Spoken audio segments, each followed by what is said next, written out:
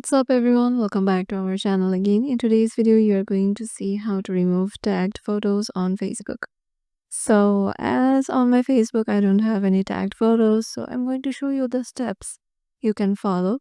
So go to your profile and tap options and then go to activity log and then view activity history and tap filters, then go to categories and finally activity you are tagged in, and then you will find photos you are tagged in.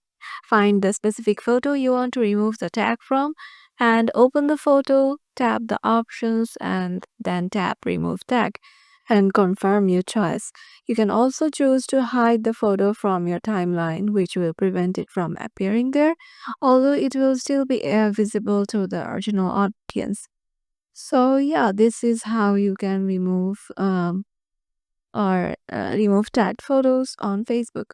Hope this video helped you out. If you got any questions regarding this, make sure to comment down below and we'll see you in the next video.